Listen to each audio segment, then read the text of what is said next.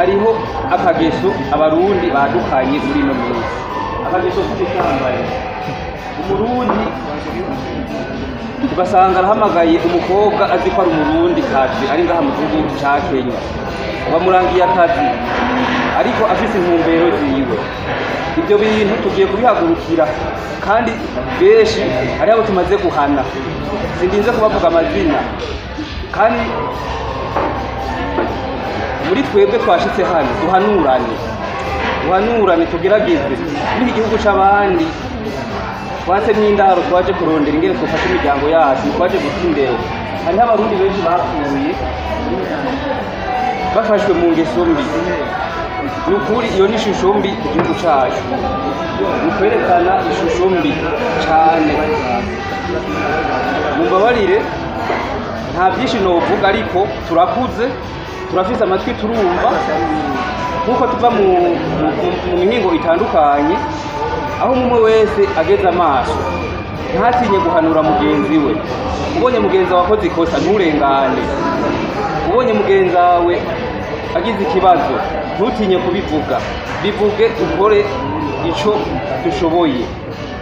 Ari urwaye umucangire avurwe, ari uwitavye Imana turamushingurana iteka nkuko duhora tubikora.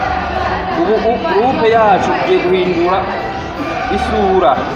Bya bindi byo kuvuga ngo umuntu yagize ikibazo ngo nazane linki ubushaka yinjiremwo amuterere, oya, ibyo ntacyo dushaka. Tuzokora liste muri groupe yacu imwe bw'abarundi, ikibonetse kibonekere ku mugaragaro tukumushikirize.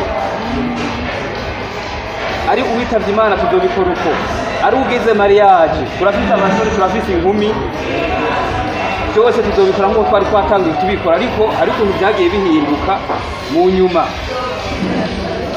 kandi hariho bamwe babihinduye, kandi abo babihinduye twarabafatiye ingingo turabakuramwo. Kandi igihe twagira ihuriro nk'uku ubwa mbere bari bahari, ariko nta n'umwe mu bazanye akajagari muri groupe yacu ahari. Twabavuyemwo umutekano ntangere. Ivete byinshi yagiye abibabwira, kandi nukuri ndaryohewe cyane dushoboye guhurira muri kino kibanza, guhura na Musa agikomeye. Musa yaragize ibyago aragwara. Nukuri Imana ishimwe cyane kubona Musa dushoboye guhurira muri kino kibanza.